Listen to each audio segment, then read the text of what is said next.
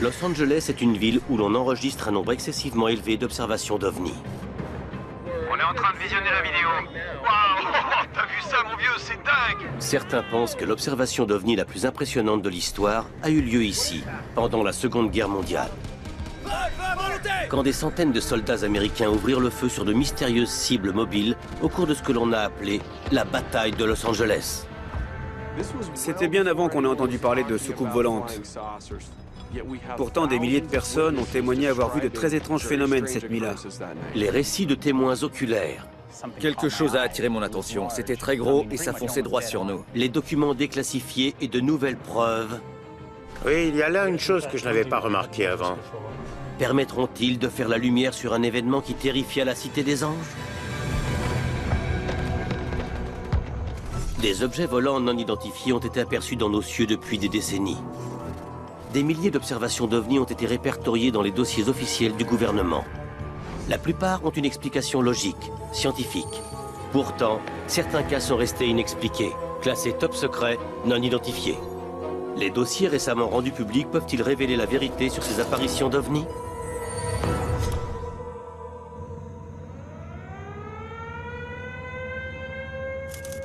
« 25 février 1942. Quelque chose apparaît dans le ciel au-dessus de Los Angeles. 3 mois seulement ont passé depuis Pearl Harbor. Les batteries anti-aériennes scrutent le ciel à la recherche d'avions japonais. Le jeune Ray Bingham, 4 ans, entend les sirènes d'un raid aérien. Je me souviens que mon père est venu me chercher et nous sommes tous allés dehors.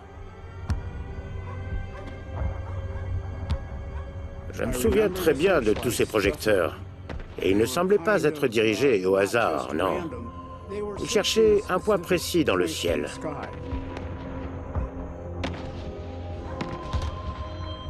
Et puis, les canons anti-aériens ont ouvert le feu. C'était vraiment très inquiétant. Il y avait des files de gens des deux côtés de la rue. Tous regardaient en l'air. Bill Tompkins, 17 ans, affirme avoir vu quelque chose au-dessus de la ville qu'il ne peut pas expliquer. Il y avait un engin rond très grand, à environ 2000-2500 mètres. Il se rapprochait et il s'est arrêté, juste au-dessus de nous. Il y avait aussi d'autres appareils plus petits qui se déplaçaient autour et au-dessus de lui. Ray Bingham ne se souvient pas d'avoir vu d'objets particuliers dans le ciel, juste une sorte de spectacle son et lumière. C'était une sorte de vision extraordinaire, un peu effrayante bien sûr, parce que tout le monde était inquiet. Le témoignage de Tompkins est beaucoup plus précis. Nous pouvions voir distinctement les obus exploser à la base de ce gros appareil, mais rien n'indiquait qu'ils réussissaient à l'endommager. Tompkins fait partie de ces témoins oculaires qui ont rapporté avoir vu cet étrange appareil. Si cette observation est exacte, c'est le premier signalement en Amérique d'une soucoupe volante. Mais quelle foi peut-on accorder à ce récit? Ce qui est incontestable, c'est que pendant environ 1 heure, des milliers de civils ont vu des soldats américains faire rugir les canons anti-aériens pour tirer sur des cibles non identifiées dans le ciel. Cette nuit est devenue célèbre sous le nom de la bataille de Los Angeles. Aujourd'hui, Los Angeles, Californie est la cité des rêves, le berceau des superproductions américaines. Les invasions d'aliens sont un thème classique des films de science-fiction des années 50. Los Angeles est un haut lieu des observations d'OVNI. On en compte des dizaines par an. Ces observations vont de lumière dans le ciel à d'étranges appareils, plus rapides que les avions de chasse de l'armée. Et la toute première d'entre elles pourrait bien avoir eu lieu ce 25 février 1942. Les batteries anti-aériennes sont entrées en action contre un appareil non identifié au-dessus de Los Angeles, peu après 3 heures ce matin, heure du Pacifique. L'enregistrement de ce bulletin d'information de CBS, diffusé quelques heures après l'événement, montre clairement que les habitants de Los Angeles étaient sûrs que quelque chose survolait la ville. Quelle était cette chose en réalité? La controverse est toujours en cours. Ce qui est réellement arrivé n'a jamais été très clair. L'objet non identifié, dont certaines sources pensent qu'il pourrait s'agir d'un dirigeable, s'est déplacé lentement le long de la côte pacifique depuis Santa Monica jusqu'au sud de Long Beach, où il a disparu. Pour Ben Hansen, ex-agent du FBI et chercheur en ufologie, il s'agit sans aucun doute de la première et de la mieux renseignée de toutes les observations d'OVNI à Los Angeles. En février 1942, dans la nuit du 24 au 25, aux premières heures de l'aube, quelque chose d'incroyable s'est produit ici. Des milliers de témoins ont décrit les très étranges événements survenus cette nuit-là. C'était bien avant que quiconque n'emploie les termes d'OVNI, de soucoupe volante ou de disque volant. C'était bien avant Roswell. D'autres croient qu'il y a une explication bien plus simple. À mon avis, c'est une sorte d'hystérie collective qui a provoqué tous ces tirs anti-aériens. Je pense qu'ils tiraient sur Jupiter cette nuit-là. Une quelconque cible dans le ciel, et l'enfer s'est déchaîné. Alors, fausse alerte, ou comme dit Bill Tompkins, une soucoupe volante au-dessus de Los Angeles? 7 décennies plus tard, des documents déclassifiés par le gouvernement et l'armée des États-Unis apportent un nouvel éclairage sur ce qui est vraiment arrivé dans la matinée du 25 février 1942. Fondés sur une série de rapports rédigés à l'époque, les archives du 4e commandement anti-aérien sont le seul document déclassifié relatant la bataille de Los Angeles. Le 23 février, aux environs de 19h30, Franklin Roosevelt prononçait un discours de soutien à l'attention des citoyens des États-Unis. Nous devons nous préparer à mener une longue guerre contre des ennemis retors et puissants. L'attaque de Pearl Harbor... Au même moment, un des sous-marins japonais a fait surface au large de la côte de Elwood, près de Santa Barbara en Californie. Et il a commencé à tirer des obus sur les champs de pétrole. Des puits de pétrole californiens ont été touchés par des tirs d'obus venant d'un sous-marin japonais. C'est la première attaque japonaise sur le continent américain. Les témoins rapportent que le sous-marin fait route vers le sud, en direction de Los Angeles. Pearl Harbor avait eu lieu le 7 décembre 1941. 10 semaines plus tard, sur la côte ouest, les gens ont paniqué. Cette attaque confirmait la crainte d'une éventuelle invasion japonaise. Le soir du 24 février, la tension est à son comble. Le 4e commandement anti-aérien place toute la côte pacifique en alerte jaune, de Monterey jusqu'à la frontière mexicaine. Une attaque à grande échelle pourrait être imminente.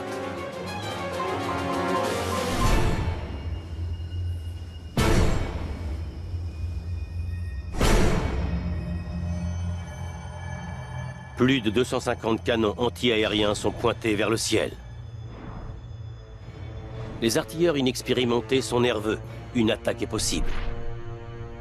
Les documents déclassifiés du gouvernement relatent un changement soudain, juste avant 2 heures, ce matin du 25 février.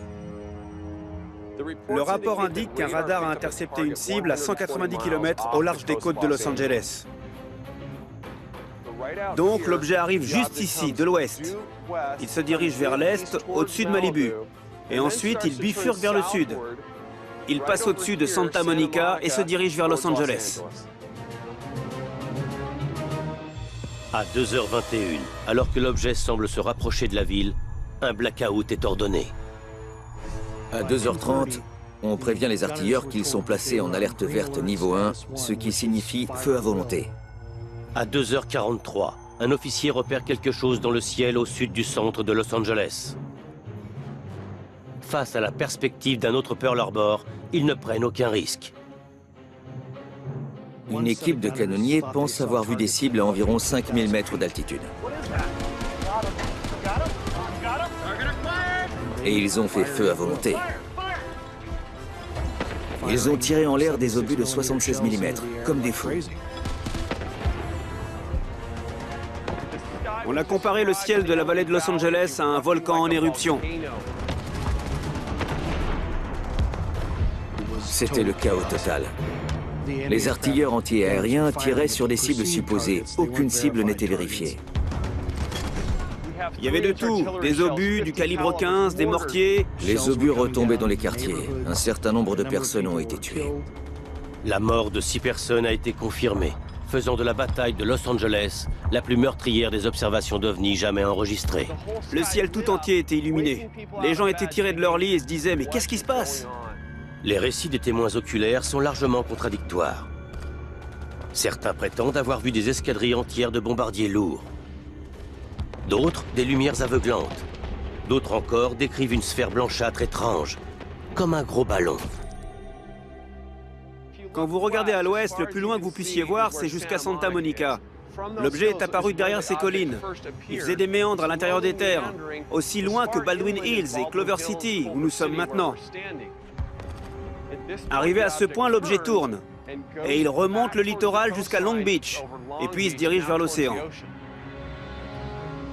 À 4h13, c'est la dernière fois que l'on aperçoit quelque chose.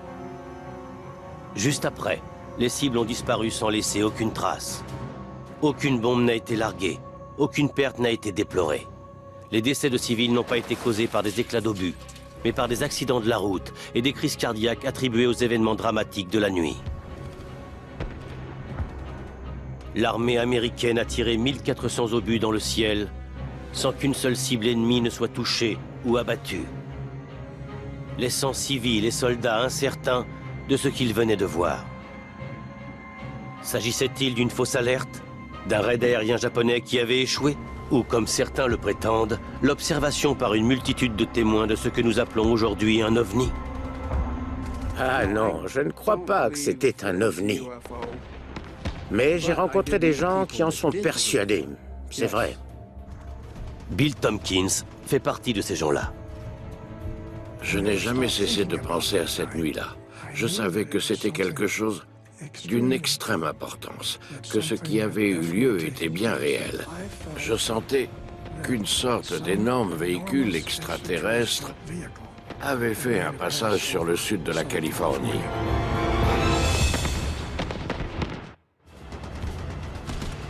« 25 février 1942. Les artilleurs anti-aériens ont tiré plus de 1400 obus sur un objet mystérieux flottant au-dessus de la ville. Cet objet est peut-être le premier ovni de Los Angeles. Au cours des 70 dernières années, la Cité des Anges a été un foyer d'observation d'ovnis. Certaines de ces observations proviennent de sources militaires hautement qualifiées, dont celle-ci, datant de 1954. Survolant la ville de Los Angeles, 2 pilotes d'essai relatent avoir aperçu un objet dans le ciel. Ils le décrivent comme un crayon fin, stationnaire, à l'horizontale et paraissant solide et métallique. Cette observation a été classée dans le projet Blue Book, une commission mise en place par l'US Air Force qui a enquêté sur 12 000 observations d'OVNI entre 1952 et 1969, date à laquelle le projet a pris fin. L'objectif de l'Air Force était de déterminer la nature de ces phénomènes. Ils collectaient ces observations et les analysaient pour essayer de comprendre s'ils constituaient une menace pour la sécurité nationale. Ils ont recueilli 12 000 témoignages et étudié séparément chacun de ces rapports. Puis ils ont développé une méthode pour regrouper ces données. Finalement, ils sont parvenus à la conclusion que presque tous avaient des origines explicables. Le projet Blue Book a classé la grande majorité des observations comme étant simplement des oiseaux, des nuages, des avions ou des étoiles. Certaines d'entre elles ont toutefois été répertoriées comme inexpliquées. Sur les 12 000 cas, 701 demeurent non identifiés. Il n'y a aucune explication connue. Ces observations, faites à Los Angeles en 1954, restent dans les dossiers de l'Air Force dans la catégorie non résolue et non identifiée. 12 ans auparavant, bien avant la naissance du projet Blue Book, alors même que le concept d'OVNI n'existait pas, quelque chose de non identifié apparaît dans le ciel de Los Angeles, qui déclenche une réaction militaire massive de la part des patrouilles côtières nerveuses après l'attaque de Pearl Harbor. Nous pouvons voir de nombreux obus exploser près de l'objet, mais aucun ne semble l'atteindre. Le tir de barrage nourri de plus de 250 canons anti-aériens ne parvient pas à confirmer qu'une seule cible ait été atteinte ou abattue. L'explication la plus logique est un raid aérien japonais.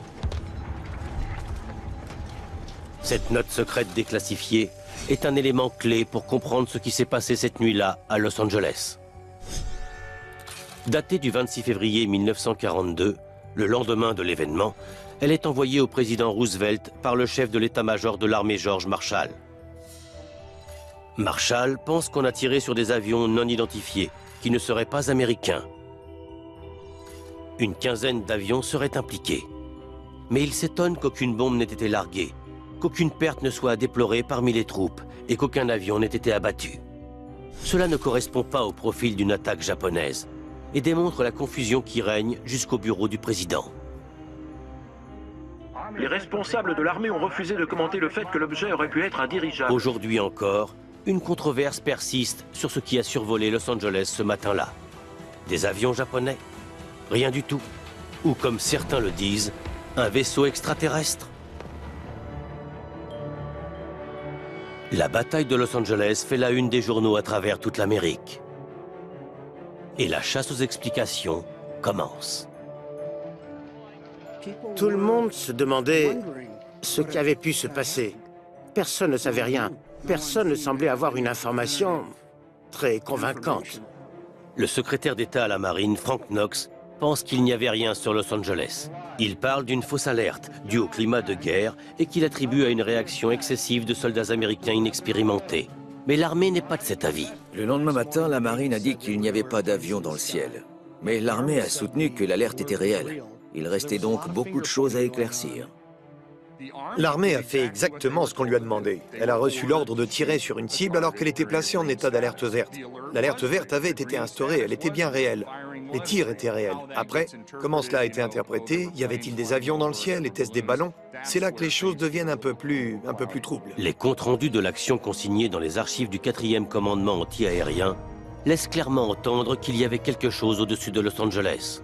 À 2h43, un officier de tir signale la présence d'avions non identifiés entre Seal Beach et Long Beach. À 3h28, la batterie G du 78e d'artillerie côtière signale 25 ou 30 bombardiers lourds volant au-dessus de l'usine aéronautique Douglas. À 3h33, on aperçoit 15 avions survolant la municipalité d'Artesia. Il existe 37 rapports allant de simples soldats jusqu'à celui d'un officier au grade de colonel, et tous affirment avoir distingué des cibles dans le ciel. Plusieurs témoins décrivent non pas un, mais jusqu'à 20, peut-être 200 types d'avions différents.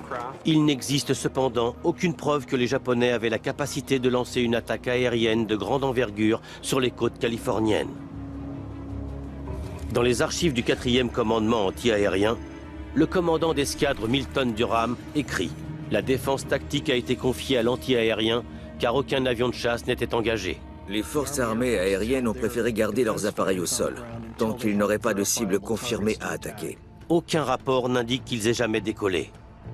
Si les avions qui étaient repérés n'étaient pas américains, on pourrait s'attendre à ce qu'ils soient japonais. Mais le sous-marin japonais, qui avait attaqué les champs de pétrole la nuit précédente, s'était retiré de la zone sans autre incident.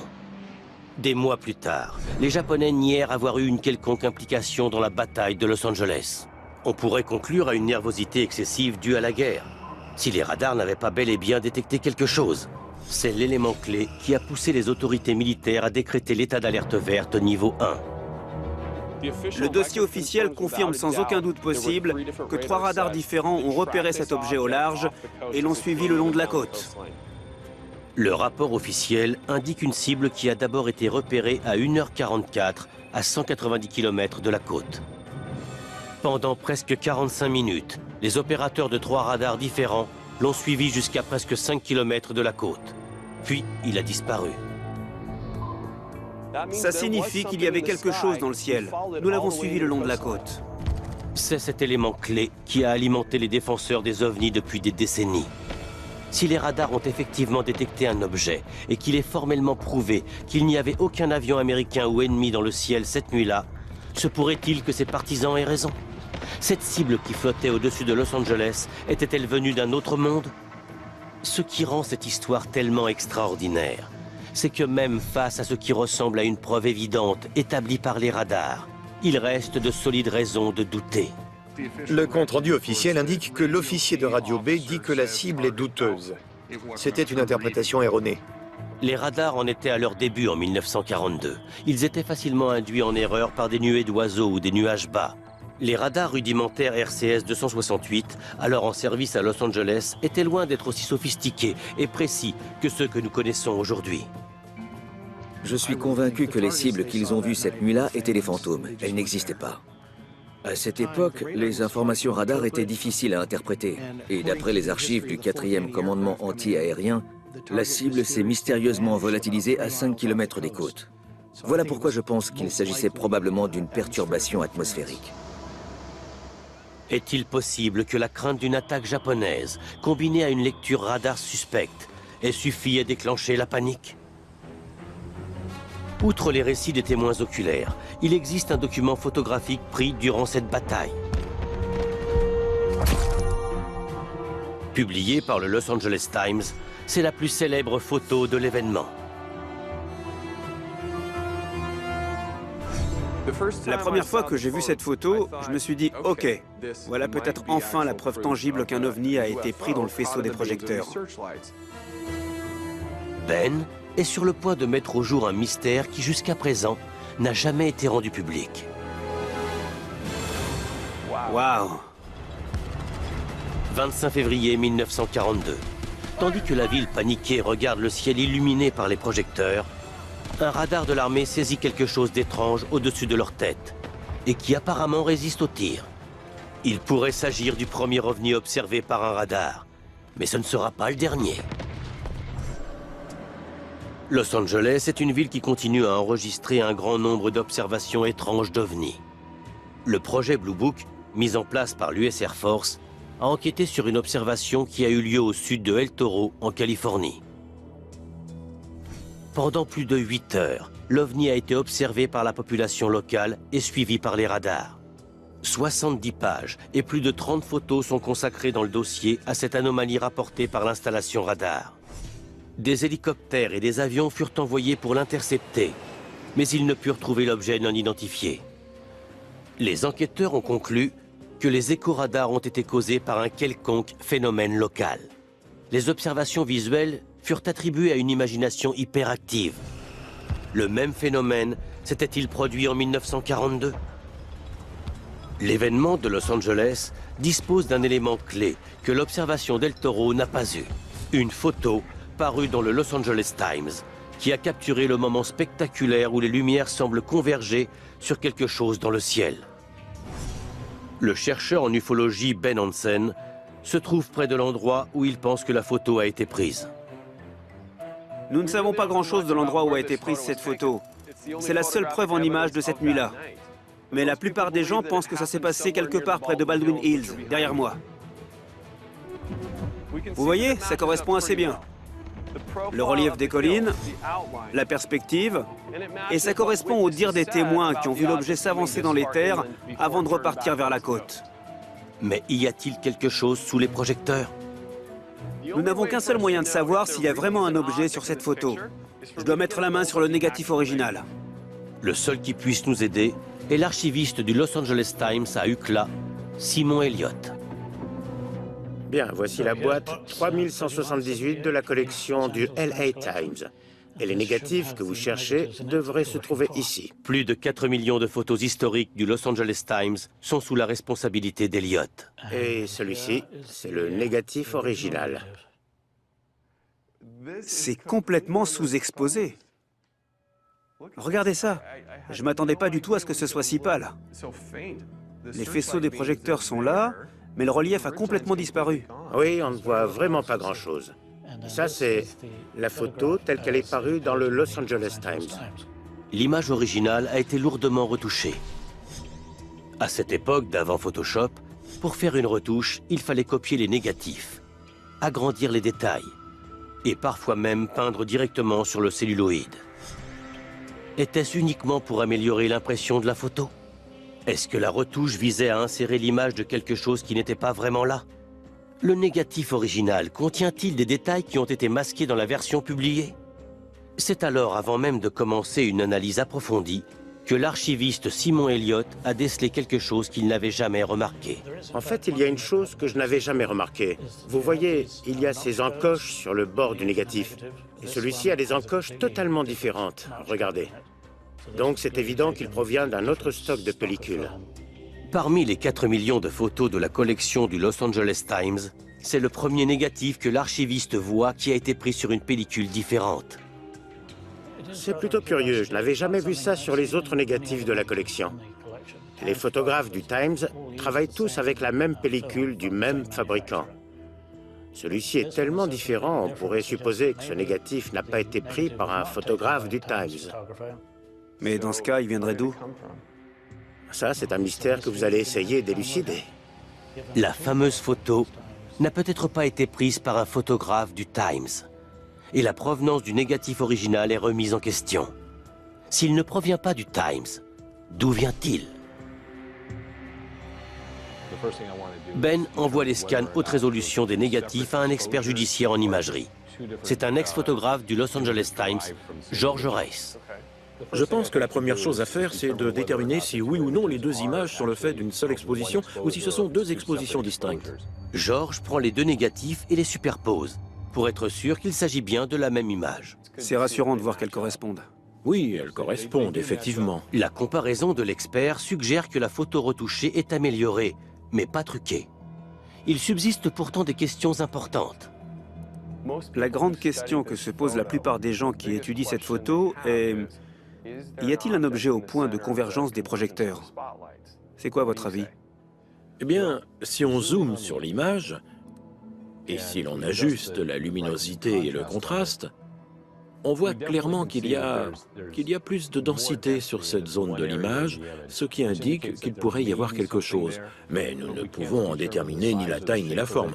Ce pourrait être quelque chose en mouvement, quelque chose de translucide. Plutôt que d'avoir résolu le problème, l'expert semble avoir soulevé de nouvelles questions et épaissi le mystère. Une autre anomalie sur laquelle la plupart des gens se concentrent, c'est le fait que certains de ces faisceaux ont l'air de passer au travers. Vous voyez, comme celui-ci. Alors que d'autres, au contraire, sont comme stoppés au point de convergence. C'est précisément l'élément fondamental du négatif que les experts analysent depuis des années. Pourrait-il y avoir quelque chose au centre des faisceaux qui réfléchissent la lumière? Oui, vous voyez ces traits ici, ça pourrait être un réfléchissement. Donc on peut supposer qu'il frappe un objet, comme certaines de ces lumières qui viennent de ce côté, et se réfléchissent vers l'extérieur. Et elles sont plus brillantes vers le centre. Vous avez remarqué, elles sont plus lumineuses au centre, et elles s'estompent. Ça aussi, ça peut aussi vouloir dire qu'elles cognent sur un objet. Oui, il peut y avoir quelque chose. Les rayons lumineux semblent bien se refléter sur quelque chose au point de convergence. Est-ce une illusion du négatif? Est-ce le reflet des fumées dans l'air? Ou voyons-nous réellement un objet pris dans la lumière? Il reste encore un mystère à éclaircir. Aux archives, quand je regardais le négatif, j'ai remarqué que tous les négatifs de leur collection avaient le même code d'identification, sauf celui-ci. Vous pouvez nous dire quelque chose à propos de ce code? Pourquoi est-ce qu'il est différent? Oui, cette pellicule n'a qu'une seule encoche, une sorte de U dans le coin en haut à droite. Oui, c'est ça, il s'agit bien de cette encoche. Attendez, j'ai un truc là, qui répertorie les principaux codes. Voyons, nous avons plusieurs exemples différents de ces codes, mais celui qui s'en approche le plus nettement, c'est celui à l'encoche étroite du film positif Kodak grain fin. Ceci est très révélateur, il doit s'agir d'une copie du négatif. Pardon? Vous êtes en train de me dire que ce négatif n'est même pas l'original? Ce truc est une copie. Exactement. Ça alors, c'est incroyable. Toutes les recherches ont été menées en partant du principe qu'il s'agissait de l'original. Dans ce cas, où est-ce qu'il est? Je ne sais pas, c'est un mystère. L'analyse numérique nous laisse avec autant de questions que de réponses. Les faisceaux lumineux sont-ils réfléchis par une surface solide masquée par l'éblouissement? Impossible de le dire avec certitude parce que le négatif original a disparu. A-t-il été simplement perdu ou égaré? Ou bien a-t-il été volontairement supprimé des archives? Et si tel est le cas, qui l'a pris? Le négatif original fournissait-il plus d'informations ou prouvait-il de façon concluante que l'objet existait? Et enfin, s'il y a bien un objet derrière l'éclat de la lumière, comment se fait-il qu'il n'ait pas été abattu? Certains pensent qu'un objet a bel et bien été abattu. Ils affirment en avoir la preuve. Mais si c'est exact, qu'est-ce que c'était? Octobre 1949. Une autre observation d'OVNI dans le ciel de Los Angeles. Dans le sud cette fois, à l'observatoire de Mount Palomar. Les dossiers du projet Blue Book font état de disques volants aperçus près de l'observatoire. Un témoin dit en avoir vu 16 volant en formation en V. Un autre a vu un objet en forme de cigare se déplacer à une vitesse vertigineuse. Au même moment, les relevés du compteur Geiger de l'observatoire dépassent les limites. Les observations se poursuivent pendant 9 jours. Et puis, plus rien. En dépit du fait que les témoins sont des scientifiques dignes de foi, la commission Blue Book conclut un dysfonctionnement du matériel. Les arguments contradictoires sur ce qui se cachait derrière les observations d'OVNI de Mount Palomar firent écho à la confusion qui régna 7 ans plus tôt après la bataille de Los Angeles. Au lendemain de la bataille, le secrétaire d'État à la Marine annonce à la presse qu'il s'agissait d'une fausse alerte. Rien de plus qu'un excès de nervosité dû à la guerre. L'historien militaire Stephen Nelson estime que bon nombre de rapports étaient justes. Les canons faisaient feu sur un objet bien réel. Et il pense avoir finalement découvert la nature exacte de la cible. Voici le genre de projecteur qui était utilisé à l'époque de l'attaque aérienne. Sur la célèbre photo avec tous les projecteurs, vous avez pu constater que tous les projecteurs convergent et, dans certains cas, on a fait valoir qu'ils avaient suréclairé la cible. Des documents provenant du 4e commandement anti-aérien révèlent ce que les projecteurs ont peut-être suivi, et ceci est bien enfoui à l'intérieur du rapport. Nous pensons que des ballons météorologiques ont été lancés. L'horaire correspond. Le rapport confirme que de gros ballons météorologiques sont lâchés à 3 heures. Ces ballons ont été lancés pour déterminer les conditions météo et la force du vent. Selon ces rapports, les ballons ont été lâchés au-dessus de Los Angeles pendant l'alerte verte niveau 1. Quand un ballon est lâché au cours d'une alerte maximum, tout le monde le remarque. Les équipes affectées au projecteur l'ont remarqué. Les artilleurs l'ont remarqué. Quand le contrôleur a appris la présence d'un ballon au cours d'un état d'alerte maximum, il a ordonné sa destruction. Selon cette théorie, lorsque le commandant réalise que la vue de ces ballons engendre la panique, il ordonne leur destruction. Mais plus les tirs montent en puissance, plus la panique augmente. Vous savez, les équipes d'artilleurs ne se sont pas mises à tirer comme ça, au hasard. Ils avaient reçu l'ordre direct du contrôleur de la zone de détruire la cible qui était à ce moment précis connue et identifiée comme étant un ballon. Il existe d'autres interprétations, mais ceci est mon interprétation. Mais cette théorie du ballon, aussi plausible soit-elle, ne tient pas compte de l'observation de divers aéronefs mentionnés par le personnel militaire. Et cette théorie ne tient pas compte du phénomène le plus étonnant de la nuit, le compte-rendu du crash d'un avion. La marine a déclaré qu'ils avaient reçu des rapports disant qu'un avion avait été abattu entre Vermont et la 180e rue. Le 77e commissariat de police de Los Angeles l'a confirmé. De nombreux rapports ont été établis cette nuit-là, d'une part par des hommes dotés d'une grande expérience, de l'autre par des gens inexpérimentés. Et les deux prétendent qu'un avion a été abattu. Voici une déclaration surprenante. La police de Los Angeles, la marine des États-Unis et un grand quotidien, tous font état d'un crash en pleine ville. Mais aucune preuve de ce crash n'est jamais apparue. Stephen Nelson pense qu'il y a une explication toute simple. Quand des obus explosent dans le ciel, il y a souvent des débris brûlants et des cendres qui retombent. Il est possible... Vous savez, ils ont peut-être vu ce genre d'éclat tomber du ciel. En tant que spécialiste en ufologie, Ben Hansen soupçonne que cette histoire n'est pas aussi simple. Il est convaincu qu'on ne peut pas aussi facilement éluder les rapports de la police et de la marine. C'est une chose de dire « ouais, on a peut-être touché quelque chose, c'est peut-être tombé », mais c'en est une autre de dire « nous l'avons devant les yeux ». Je pense que nous avons suffisamment de témoins et suffisamment de gens catégoriques disant « oui, nous avons abattu tel type d'appareil » pour espérer que quelqu'un en ait récupéré un morceau. Les Japonais affirment qu'ils n'avaient aucun avion au-dessus de Los Angeles. L'armée de l'air n'a pas donné l'ordre aux chasseurs d'intercepter une cible inconnue. Si ces rapports officiels sont vrais, qu'est-ce qui a bien pu être abattu? Si ce n'était pas un vaisseau extraterrestre, il reste une intrigante hypothèse. Et si c'était un avion expérimental américain, classé top secret, au point que même les militaires ne seraient pas au courant de ce crash? L'historien de l'aviation Peter Merlin est un expert en accidents d'avion. Il a étudié plus de 600 sites de crash. Peter Merlin et Ben Hansen examinent le site du crash d'un avion classé top secret survenu en 1953. Certaines traces sont toujours visibles. Donc il arrivait du sud et se dirigeait vers le nord. Et ici, l'avion a explosé. Il a dispersé des débris sur 500 mètres. Donc vous voyez des débris partout, une épave, et c'est tellement éparpillé. Comment est-ce que vous faites pour identifier l'appareil? Eh bien, certaines des pièces que vous trouvez portent des numéros ou des poinçons de contrôle. Le site de ce crash de 1953 est à proximité de l'une des installations les plus secrètes et les plus sécurisées au monde, la base d'Edwards. La base d'Edwards se trouve juste de l'autre côté des montagnes qui surplombent Los Angeles. En 1942, elle s'appelait Muroc. Edwards a été à la pointe de pratiquement tous les essais effectués pour mettre au point les avions de l'armée. En direct de la Californie, les premières images de la nouvelle aile volante. Des premières innovations au supersonique et des hypersoniques aux projets plus récents des avions furtifs, de nombreuses technologies révolutionnaires top secrètes ont été mises au point ici, à Edwards. De nombreux projets qui sont nés dans le passé ne sont toujours pas déclassifiés et restent un mystère à ce jour. Mais où étaient mis au point les projets top secrets en 1942, à l'époque de la bataille de Los Angeles? Le XP-59 était testé à Muroc au début 1942. Il a tout de suite été suivi du XP-80. Ces avions étaient révolutionnaires. Ils étaient tenus secrets à l'époque.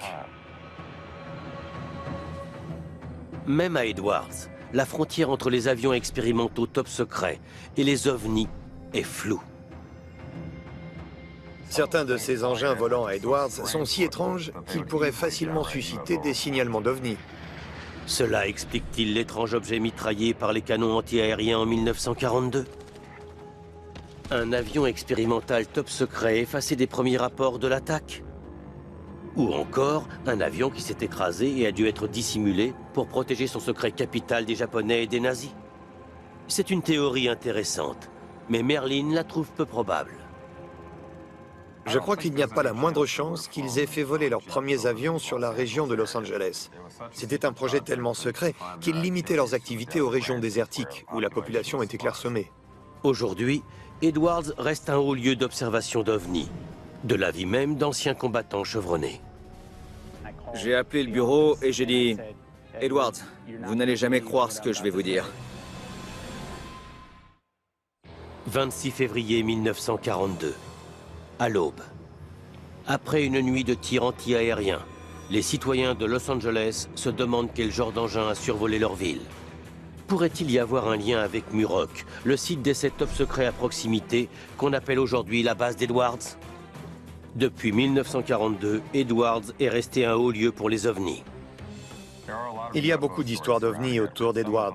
Certaines d'entre elles sont tellement détaillées qu'elles en deviennent incroyables. Du genre atterrissage de vaisseaux habités, d'autres concernent de vagues lueurs dans le ciel ou des objets détectés par les radars. Le projet Blue Book de l'US Air Force s'est intéressé aux observations d'ovnis qui avaient un rapport avec la base aérienne. 1947. Selon le projet Blue Book, un pilote d'essai d'Edwards aperçoit une sphère oscillante à 4000 mètres. Durant les 3 jours qui suivent, d'autres personnes de la base la voient aussi. 1951. 2 pilotes de F-86 tentent d'intercepter un objet volant non identifié à 16 000 mètres. Ce signalement est d'abord attribué à un ballon météorologique. Mais les pilotes déclarent que l'appareil avait des ailes et pouvait se déplacer à une vitesse incroyable.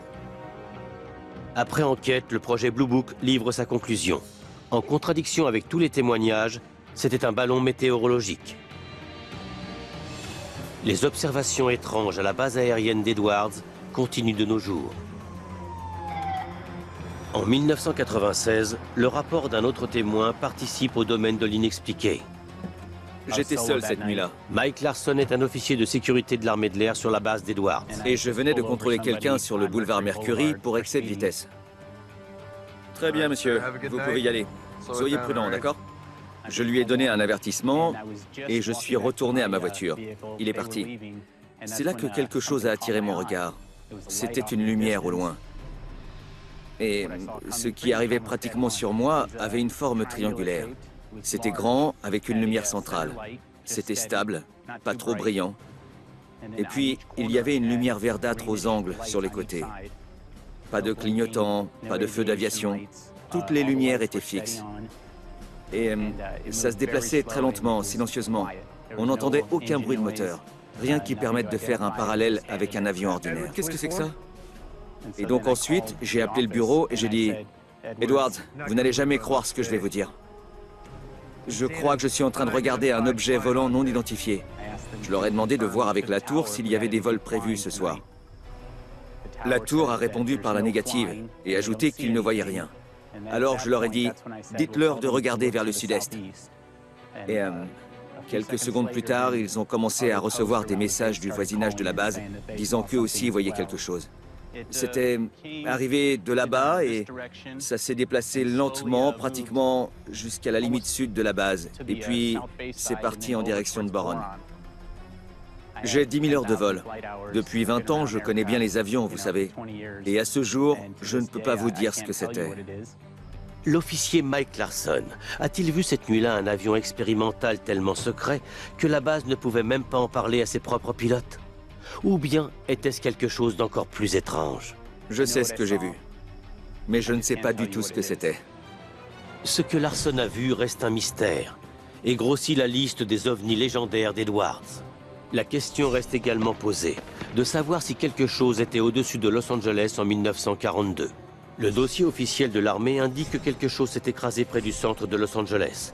Qu'est-ce que ça pouvait bien être? Le docteur Robert Wood pense détenir une preuve irréfutable.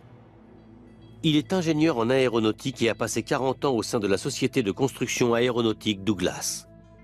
Il pense qu'il détient les documents qui prouvent que quelque chose d'extraordinaire s'est écrasé en février 1942. Et son mystérieux témoignage a depuis lors attisé la flamme de la théorie du complot. J'ai commencé à m'intéresser à la bataille de Los Angeles quand j'ai eu en main des documents classés top secret. 5 photocopies de documents marqués top secret ont été remis au Dr Wood parce qu'il déclare être une source militaire anonyme. Ces mystérieux documents semblent être datés des années 40, des mémos et des lettres envoyées au bureau du président. Cela m'a beaucoup excité parce qu'il apparaissait que ces documents sous-entendaient sérieusement que nous avions effectivement été attaqués par des ovnis et que nous avions riposté et qu'il se pourrait que nous en ayons abattu un ou deux. J'ai examiné avec attention ces documents et ils m'ont apparu tout à fait authentiques. Un de ces documents a été authentifié et les historiens le connaissent bien. Il s'agit du mémo de George Marshall au président Roosevelt, rédigé le lendemain de la bataille de Los Angeles. Mais ce sont les 4 autres qui posent problème. Quand j'ai découvert qu'il semblait bien que nous ayons récupéré un appareil, j'étais très excité. Ceci est un mémo de Roosevelt adressé une semaine plus tard à George Marshall, disant que nous avions effectivement récupéré 2 appareils. L'un d'eux avait été récupéré dans les montagnes de San Bernardino et l'autre repêché en mer par la marine.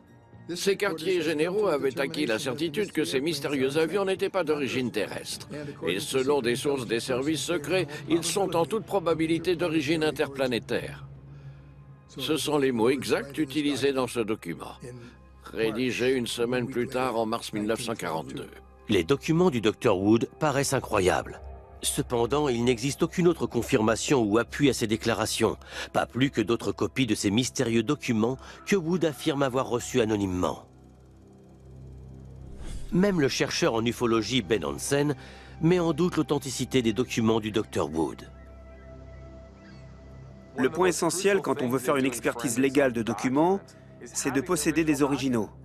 C'est ce qui me pose un gros problème en ce qui concerne ceux que le Dr Wood nous présente. On ne peut pas analyser le papier, on ne peut pas analyser l'encre, on ne peut pas relever les caractéristiques qui auraient été présentes à cette époque. Ces mystérieux documents sont le seul lien officiel entre la bataille de Los Angeles et l'éventualité d'un vaisseau spatial extraterrestre. Sans aucune source fiable, ces documents ne sont au mieux qu'une preuve fragile. Tout ce qui nous reste, ce sont les dossiers officiels relatant un crash mystérieux à Los Angeles, des soldats tirant sur des cibles inconnues, et les récits de témoins oculaires. Bill Tompkins est l'un de ceux qui ont décrit un engin bizarre, en forme de disque, qui ne ressemblait à rien de ce qu'ils avaient vu sur Terre. C'est une situation singulière qu'une organisation militaire extraterrestre soit venu sur notre planète 2 mois après que nous soyons entrés en guerre avec le Japon. D'autres demeurent sceptiques. Je crois qu'il existe ailleurs d'autres civilisations avancées, mais si on se base sur ces rapports, rien ne prouve qu'elles soient venues nous rendre visite ce 25 février 1942. Sur tous les sites de crash où je suis allé, j'ai toujours retrouvé des matériaux, mais certainement pas extraterrestres. Non, personnellement, je n'ai jamais vu aucune preuve d'une présence extraterrestre. Et j'aimerais bien, mais pour l'instant, ce n'est pas le cas.